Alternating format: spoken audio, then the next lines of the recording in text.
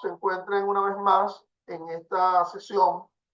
clase dirigida a mis alumnos de la especialización en ciencias penales y criminológicas de la Universidad Central de Venezuela y al público en general.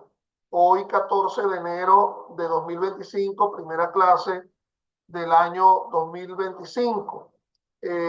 Mi nombre es Ángel Serpa Aponte y todas estas clases vinculadas al ámbito del derecho penal, del derecho procesal penal, del derecho penal constitucional, las pueden tener ustedes en mi canal YouTube Ángel Serpa Aponte, al cual les invito a que se suscriban para conocer mis criterios vinculados al ámbito del derecho penal, del derecho procesal penal, del derecho constitucional penal, como se lo he manifestado con anterioridad. Bueno,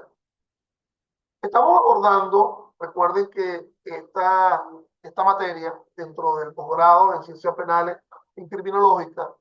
se denomina pruebas personales y circunstanciales. Todavía no hemos empezado a abordar la individualidad de cada una de esas pruebas personales y circunstanciales, porque yo considero que es importante que atendamos pues la,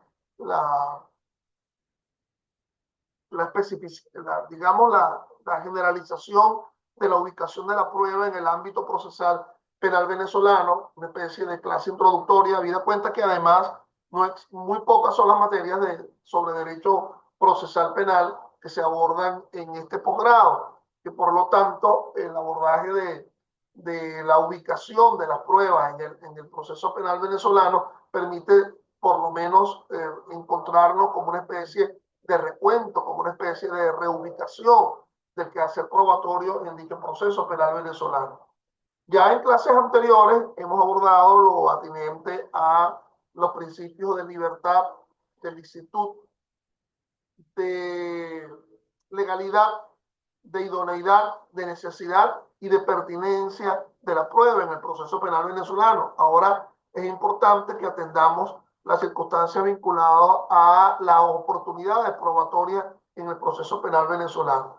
Es interesante destacar que el 49, numeral 1 de la propia Constitución nos habla de oportunidades probatorias, es decir, de la oportunidad para la presentación tanto de la prueba de cargo, la prueba por la cual se pretende sustentar una imputación. Recordemos que yo he manejado ese concepto de imputación dividido en una especie de 3I, ¿verdad? Esa imputación se divide en incriminación, señalamiento de un hecho y de una calificación jurídica, y además de intimación, señalamiento del elemento convictivo, del elemento material que permite sustentar esa imputación.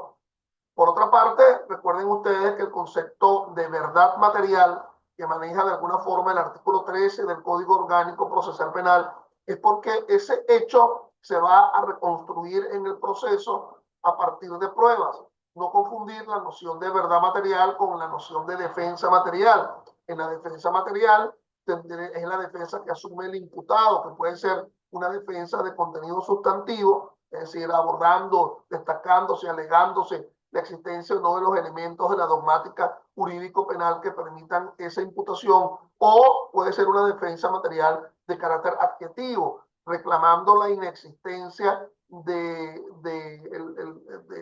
adoptar el principio de legalidad procesal. Recordemos que hay tres principios de legalidad: el principio de legalidad sustantiva, aquella que se goza en el artículo 49, numeral 6 de la Constitución, y en el artículo primero del Código Penal. Nadie podrá ser sancionado sino sobre la base de un ilícito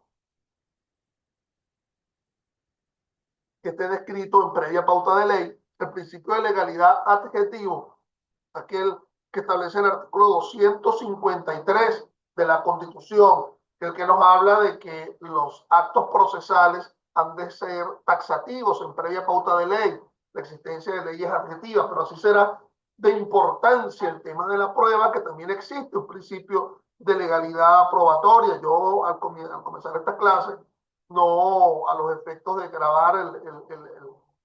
la clase que queda frente a todos, le hago unas preguntas a mis alumnos y yo veo que ninguno, ¿verdad? Supo atinar en hablarme del principio, ante las preguntas, del principio de legalidad eh, probatoria, esbozándolo a partir de su referencia normativa. es el artículo 183 del Código Orgánico Procesal Penal. Es decir, toda realización, todo quehacer, todo en materia de prueba dentro del proceso penal ha de estar vinculado a una previa descripción de pautas de leyes conforme a lo establece el artículo 183. Esto en nada tiene que ver, esto no es óbice para podernos hablar de la libertad probatoria de la que nos habla el artículo 182, porque la libertad probatoria lo que alude a la idea de que puede probarse todo con todo, pero la idea de la incorporación, la idea de la obtención, la incorporación, la aceptación y la apreciación de la prueba en el proceso tiene que ser atendiendo a una pauta de ley, aunque la prueba que haya sido escogida ha sido asumida bajo un andamiaje de libertad probatoria, es decir, puedo probar todo con todo, pero ya una vez que ya había decidido escoger esa prueba para demostrar el hecho o circunstancia, ha de ser atendiendo a una pauta de ley. Entonces, decía yo que no solamente las pruebas de cargo, la prueba con la cual se pretende esa imputación, que se divide en intimación e incriminación, sino también la prueba de descargo. No por el hecho de que alguien se defienda a través de la prueba. Yo sé que la,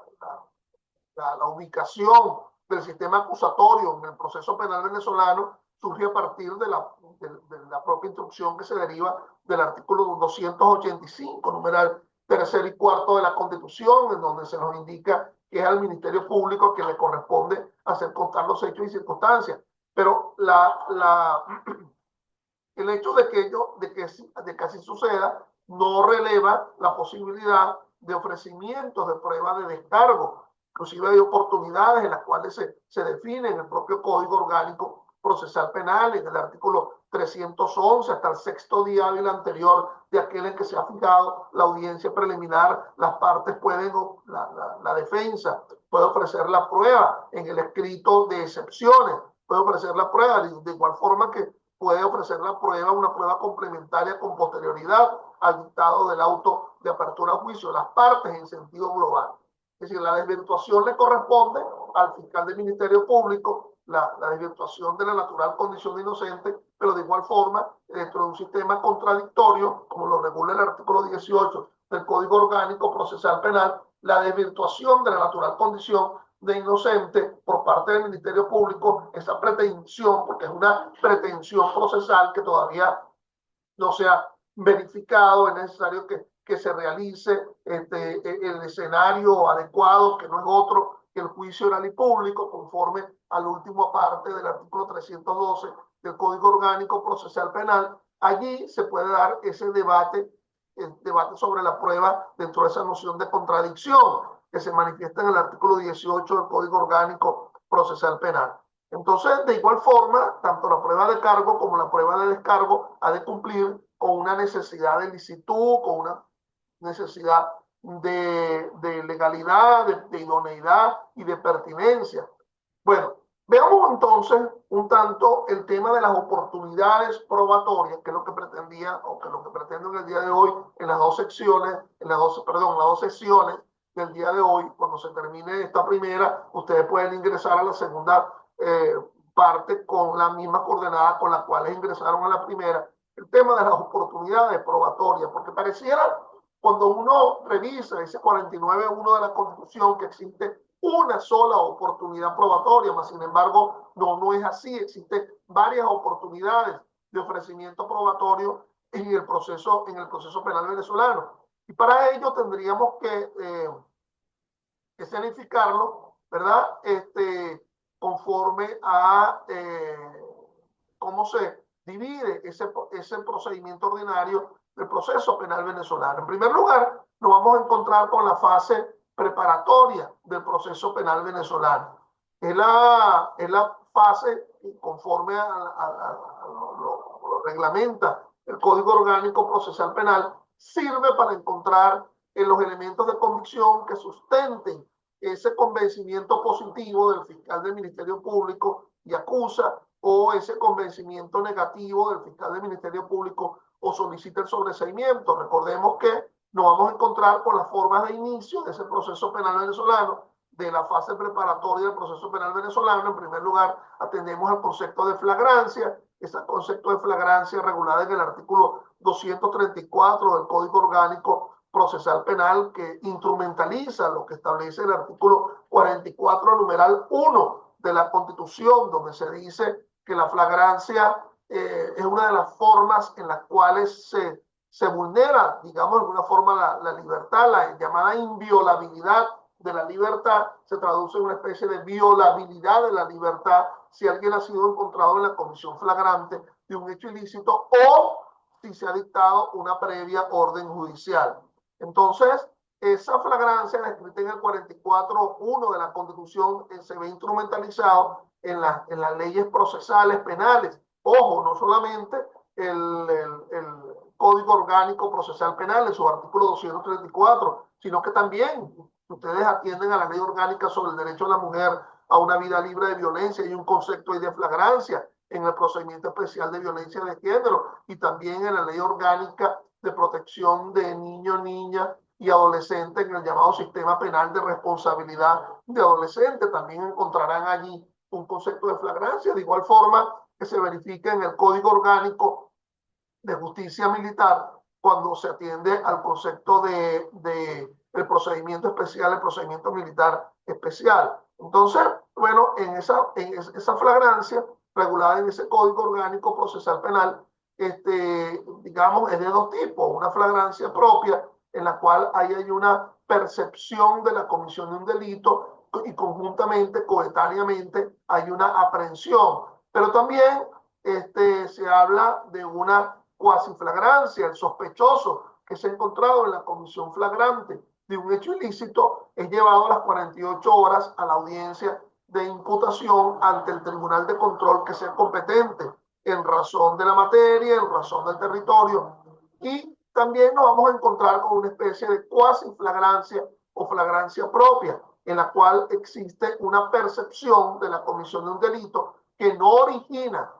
automáticamente una aprehensión, sino que origina una persecución. Percepción deriva una persecución y al final de esa persecución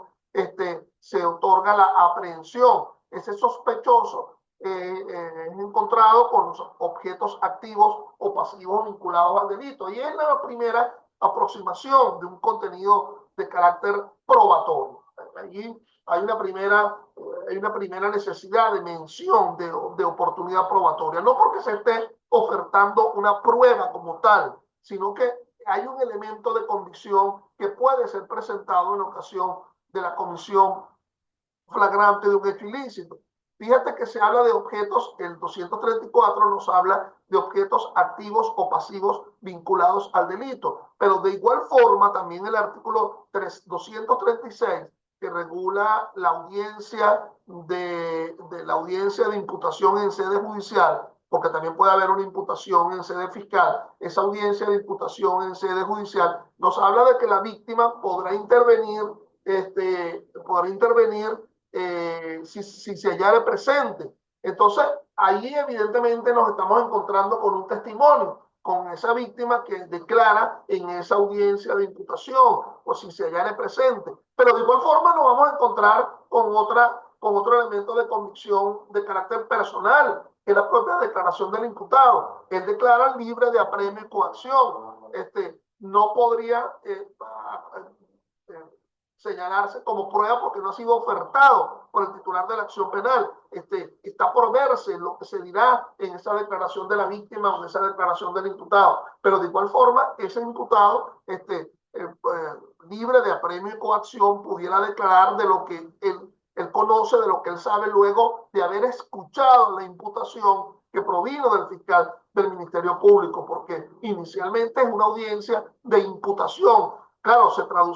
transforma también en una especie de audiencia de defensa en el sentido de que se conoce también el criterio de la defensa, pero también se conoce la postura, el qué decir sobre los hechos por parte de esa persona que se está imputando. Entonces, fíjese que de sospechoso vamos a imputado en el sentido de que el que es encontrado en la comisión flagrante de un hecho ilícito,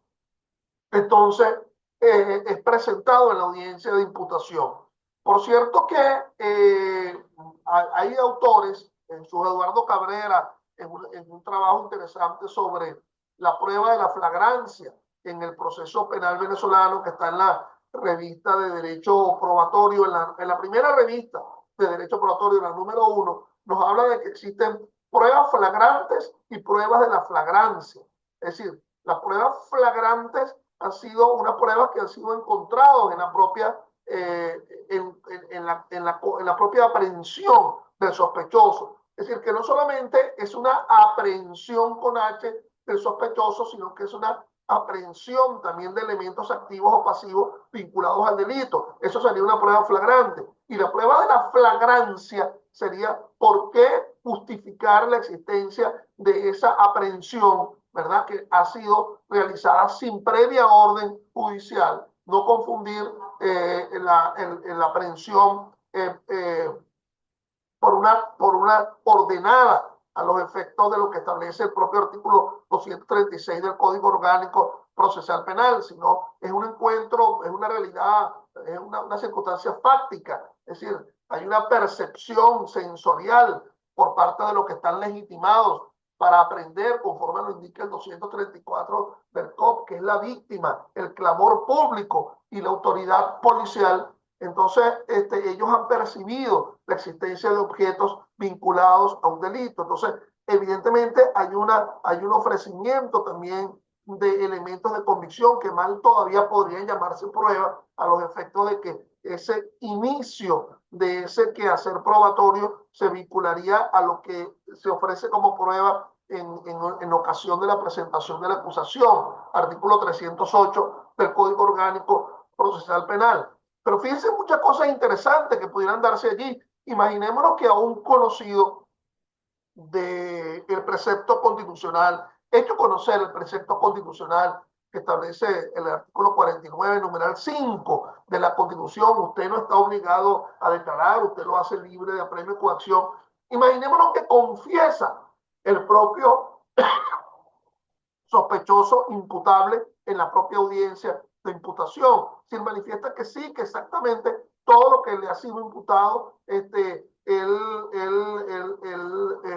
lo acepta como tal. Fíjense que no es tan descabellado, ¿verdad? Así como el profesor descabellado. No, no es tan descabellada la circunstancia porque, por ejemplo, para las llamadas alternativas a la prosecución del proceso, que sabemos que existe el acuerdo reparatorio y sabemos que existe la llamada suspensión condicional del proceso, el acuerdo reparatorio regulado en los artículos 42 y 43 del COP y en la suspensión condicional del proceso, el regulado en los artículos 45 y siguientes, se exige que para que se pueda dar ese par de alternativas a la prosecución del proceso, exista una admisión, pero en este caso sería una admisión de la imputación, no sería una admisión de una acusación, sería una admisión de la imputación para que pueda darse esa alternativa a la prosecución en plena fase preparatoria. Por lo tanto, podemos ver que el tema de la confesión sí pudiera estar presente en la propia audiencia de imputación a los efectos de posibilitar alternativas a la prosecución del proceso. Pero imaginémonos que sea una persona imaginémonos que sea por un delito que no sea susceptible de alternativas a la prosecución del proceso. Recordemos que en el caso del acuerdo reparatorio, conforme al artículo 42, tendría que ser un delito culposo contra las personas o un delito contra la propiedad cuyo bien jurídico sea disponible, o en el caso de la suspensión condicional del proceso, tendría que ser un delito menos grave, un delito que conforme los artículos 354 y siguientes no supere a los 8 años en su límite máximo, o no sea alguno de los que están exceptuados conforme a lo que establece el artículo 354, uno superando los 8 años en su límite máximo. Entonces sería, o sea, un delito grave. Entonces, bueno, por desconocimiento de lo que pretende o porque así lo quiere hacer, ese imputado decide realmente confesar en la propia audiencia de imputación. Mal podría sustentar el fiscal del Ministerio Público esa confesión que ha sido dicha en esa audiencia de imputación como un elemento que sustente la acusación. Inclusive mal podría ser un elemento de convicción. Recordemos que en la acusación hay dos capítulos que son importantes. El capítulo de los elementos de convicción y el capítulo del ofrecimiento probatorio. Es decir, el fiscal del Ministerio Público mal podría verse convencido por la propia incriminación que se ha asumido en la propia audiencia de imputación, porque ese elemento de convicción tendría que estar vinculado, coligado a un ofrecimiento probatorio, y no sabe el fiscal del Ministerio Público si definitivamente esa persona va a seguir insistiendo en su voluntad de seguir admitiendo los hechos en la fase posterior, que sería una vez presentada la acusación. Entonces, mal podría el fiscal del Ministerio Público sustentar su acusación en una eventual reconocimiento de los hechos. Técnicamente mal podría llamarse confesión, porque todavía no estamos en etapa probatoria, una especie de reconocimiento de los hechos en la audiencia de imputación. Pero fíjense que sí podría hacerlo con respecto a la declaración de la víctima en la propia audiencia de imputación. Es decir, esa propia declaración de la víctima testimonia allí en la propia audiencia de imputación que observó cuando se realizaron los hechos, sí podría sustentar un elemento de convicción al fiscal del Ministerio Público en su acusación y ser el sustrato para que después, con posterioridad, se ofrezca la declaración de la víctima en la acusación. Por cierto, que hay otros declarantes que pudieran ser llevados a dicha audiencia de imputación. Es decir, nada exime la posibilidad de que en dicha audiencia de imputación, presentándose los elementos de convicción, otros declarantes se han llevado, algunas personas que hayan podido presenciar la comisión del hecho. Recuérdese que al final del camino,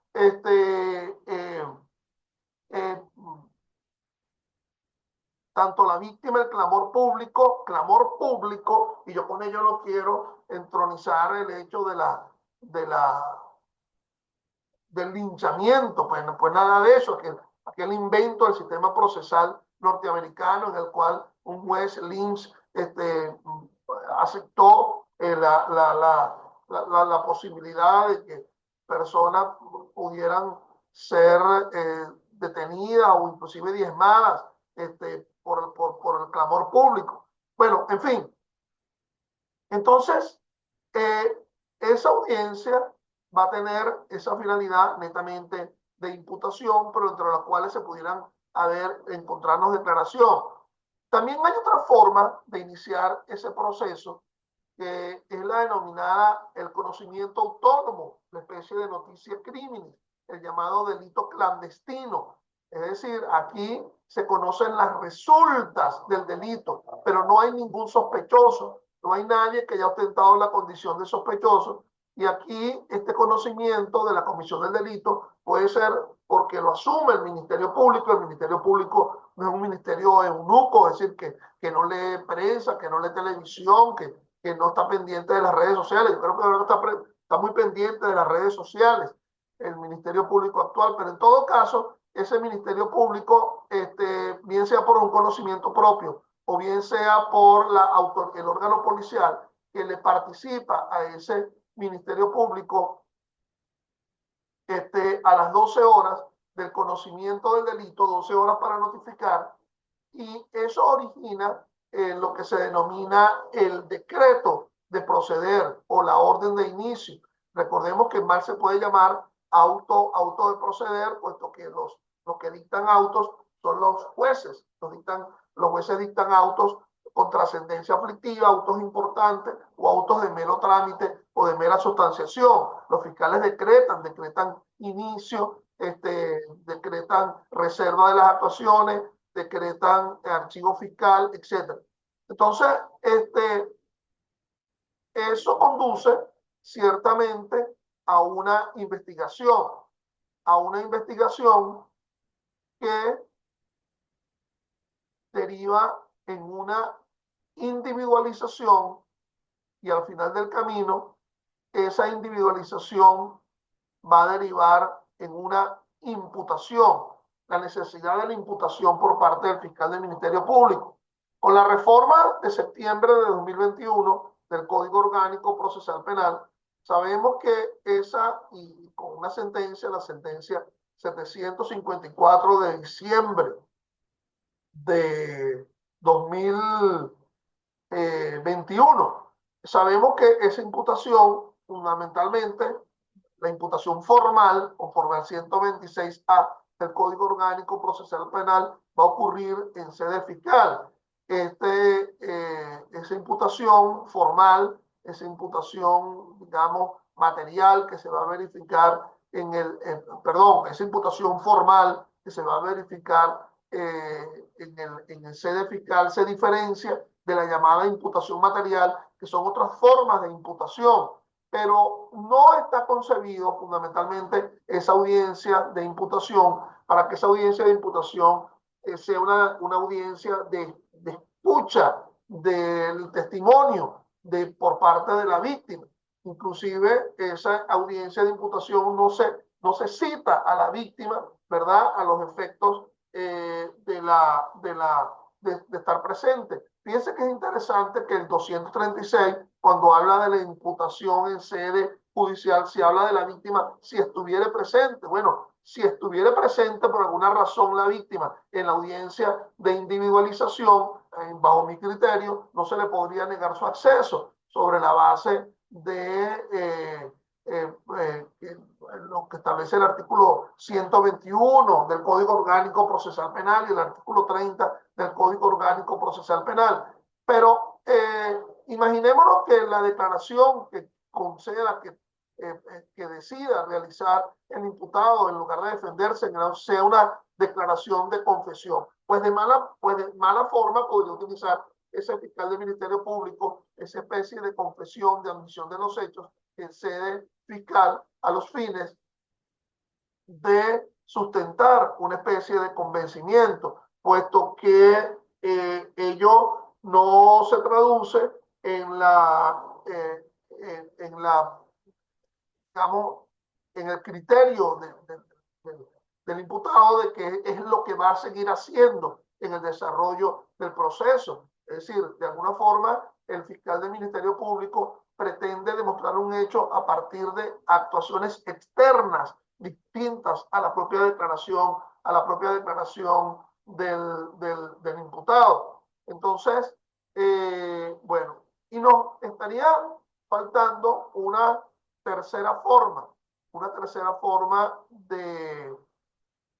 inicio de este proceso, que son los llamados actos proformadores de la acción penal, que son la denuncia y la querella, y que ya abordaremos en la